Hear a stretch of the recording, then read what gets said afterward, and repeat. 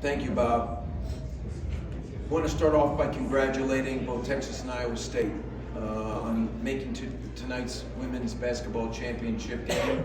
It's going to be a heck of a game. Looking forward to it. We expect a great crowd. Should be a lot of fun here for the community. You know, when I took this job, one of the priorities was more equity for our women's basketball programs. Moving their championship to a world-class venue, T-Mobile, for the first time ever was a big step in that direction. And it's been a great week here, and it'll culminate with a great game again this evening. Fans have been incredibly supportive. In fact, we've set some attendance records, and the crowds, like I said, have been great, and we expect a great crowd this evening. Our women's basketball has been great all year long. I think we deserve 7 teams in the tournament. We'll see what happens, but I'm confident we are one of the deepest leagues in the country. The Big 12 is the only conference in women's basketball with all teams in the top 100 of the net rankings. Just like our men's, Big 12 women's basketball will even get better next year with the addition of the Four Corner schools. On the men's front, what can I say? Just another year in the best conference in basketball. We have led the nation in conference net ranking every week this season. We are the top conference in the Ken Palm, AP, whatever acronym you want to use. We've been number 1. We had the best non-conference winning percentage of any league. Off the court, we're going to be introducing some great marketing and fan enhancements for this year's championship. Like football, our championship games will be streamed live in Times Square, starting with tonight's women's championship. As you see in front of me, the WWE partnership continues. This title belt will be presented to the most outstanding players of each championship game. Shaq is also making his return this weekend, performing at Power and Light after Saturday's men's championship. We've also introduced nearly 400 new premium seats and 2 new premium club areas for this championship, and more to come next year. When the first ever 16-team Big 12 basketball championship tips off in 2025, we will also be introducing our basketball all access pass. You probably read a little bit about it last year, or last week rather. That will give fans the ability to purchase the same seat location at T-Mobile through 2031. I'd like to thank again T-Mobile Center. It's an incredible venue and they've been a wonderful partner. My expectation is that we will at least have 9 men's teams in this year's tournament, with the potential for as many as 11. This is the best conference in basketball. And if the NCAA is considering any changes to the tournament, we need a seat at the table for any decisions that are being made. A regular season in Big 12 is a grind. It's much different than a regular season in most conferences in America. As ESPN has said often throughout this year, every night in this league is like a tournament game. Looking forward to March Madness. It's one of the best spectacles in sports, and we'll be following our men's and women's team around the country. I want to thank all of you for your support of the Big 12. You've been fair and very appropriate in your coverage, and I really appreciate that. With that being said, I'm willing to take any questions now. Thank you, Brett. Fire away. Hey, Brett. Thomas Jones with the Austin American Statesman. Nice to see you. Good to see you again. It's been an unusual year. You know, the 4 new schools you referenced are coming next year. Texas and OU still in the conference, almost in a lame duck situation. What's been kind of the most challenging aspect of having, dealing with Texas and OU, knowing they're not part of the future? What's kind of been the biggest challenge this season with that? No challenges, whatever. I mean, there's been no challenges. I mean, Texas and Oklahoma, great contributors to the conference, have been here since day one. They're finishing strong, obviously, and when the time comes, we'll wish them well. We wish them good luck in the SEC. But as I've stated before, there's never been a better time to be part of this conference than right now. Our future is extremely bright, very bullish in our future. The Four Corners obviously will be joining us. We'll be a 16-team league for the first time. We've gotten stronger in football. We've gotten stronger in basketball. We've gotten stronger in Olympic sports. So life in the Big 12 has been great. No challenges this year. It's been seamless as we've integrated and begun to integrate the Four Corners. And in many respects, celebrate the contributions of both Texas and Oklahoma and what they meant to this conference for so long. Front row center. Matthew Postins, Heartland College Sports. I have two questions. First, have you started discussions about the configuration of next year's tournament with 16 teams? And over the last 2 years, you've asked for a lot of improvements and you've gotten the Yormark Arena. Is there a next step for you guys to go to in terms of making this the kind of experience you want to make it for Big 12 fans? Great questions. First of all 16 teams next year will compete in both the men's and women's tournament.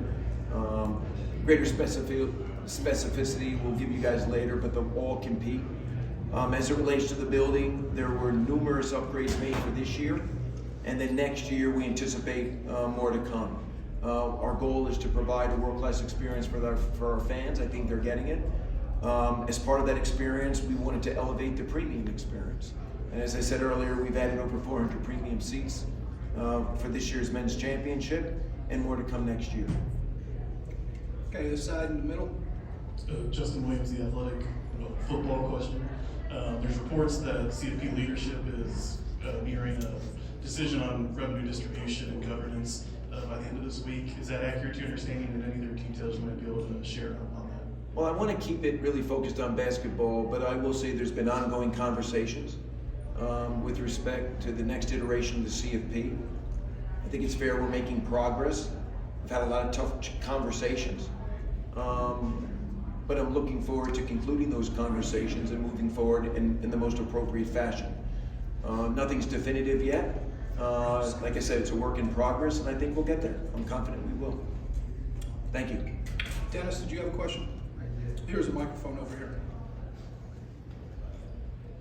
Dennis Dodd, CBS Sports. Where does the conference stand on bracket expansion? Does that help the Big 12 in basketball?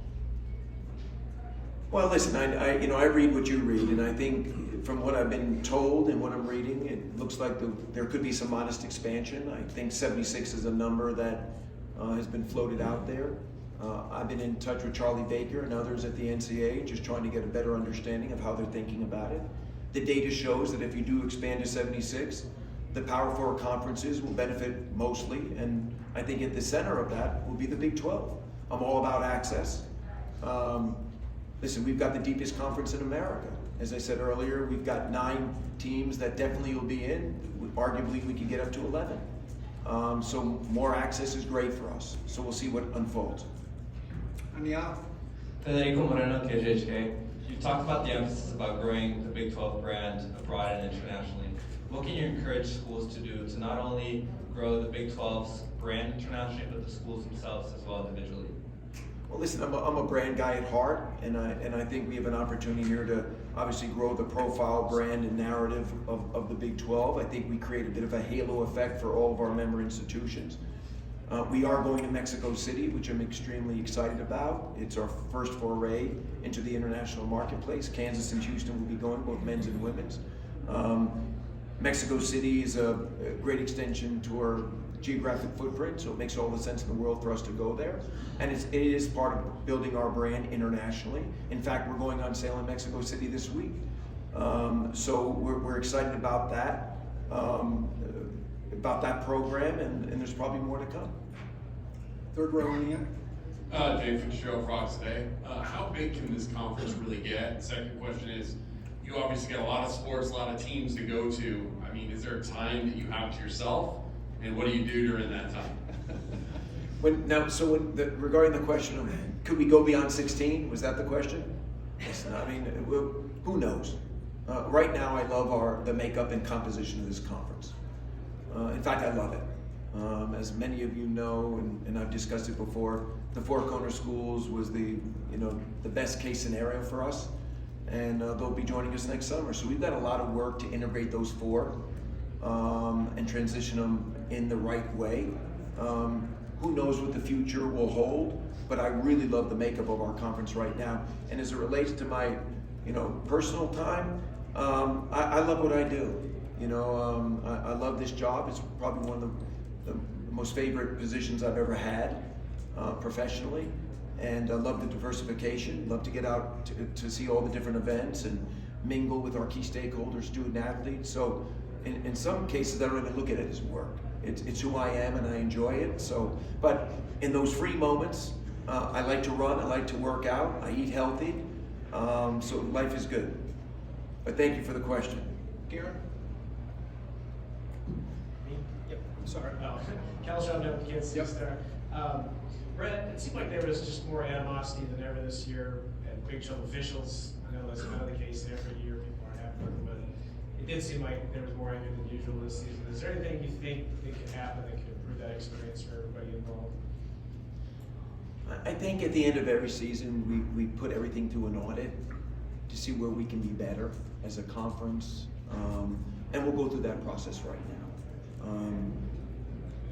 Obviously I've gone to a lot of games this year, and there has been obviously some issues along the way, but I think we've managed them accordingly, and I think every year that you're going to have those issues that come up. The question is there an opportunity for us to get better and manage them differently? And I don't know the answer to that just yet, but we'll go through that exercise and we'll see where we end up. But thank you for the question. Brett, Mitch Harper with KSL Sports, KSL News Radio in Salt Lake City. You mentioned earlier this week that there was a 100% increase in women's viewership on linear. What was the increase in the men's side? And then in the future, in the next media rights deal, who will be the main television network of this Big 12 tournament in the future? So men were up 8%. Only Power 4 conference to show an increase year over year. As I said earlier, women were over 100%. ESPN will be our partner for this conference and our championship, men's and women's basketball, not only over this year and next year, but into the new TV deal as well. Front row center. Scott Springer, Cincinnati Enquirer. The league's obviously a gauntlet. I've heard opposing coaches and other conferences complain a bit that the non-conference might be a little weak, that the teams have set up their tournament scenarios with a weaker non-conference. Is that just sour grapes, or your thoughts on that? You know what that is? It's noise, and you got to tune out the noise. So I look at that as all noise, and if you look at and if you follow the data, again, I said earlier, best non-conference schedule or record of any conference. We've ranked at the top of every metric possible. So to me, that's just noise. We are the #1 conference in America. We've shown that for many, many, many years. We only get stronger next year when the four corners come in, both men's and women's. So that's what I'm focused on. All right, 2 more questions to go here, and then we'll conclude back on the aisle. Brett, Vic Schaefer, KSHB Nice to see you. 41 here in Kansas City. Vic Schaefer said he thanks you after the game last night for moving the tournament over here. Curious to see overall what the early returns and feedback has been in moving buildings. Feedback's been great. I can't take credit for that. That was the vision that Bob Bowlesby had and others, at the Big 12 conference. I just executed it this year, but it was the perfect vision. Came at the right time. It was very appropriate. Probably should have happened earlier. But in speaking to student athletes and coaches and the fans, they all love being here. It's got a big time feel to it. The experience obviously is very different.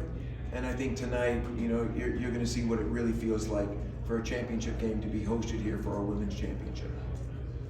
And last question. Yeah, Commissioner Michael Vogel from ESPN.com. The women's semifinals were on Monday afternoon yesterday. Is there a thought about moving them into primetime, or would that be a discussion with the TV partner, ESPN?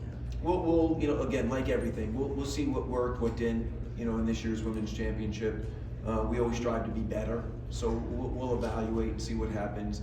I was surprised by the attendance yesterday. I thought it was, quite good. I think tonight's going to be fantastic. Saturday, we set an attendance record, for our event. So we'll assess, what we need to do differently moving forward, and if there's a chance to get better, we will. All right, that concludes this evening's session. Thank you, everyone, for joining us. Have a Thank great you, evening. everybody.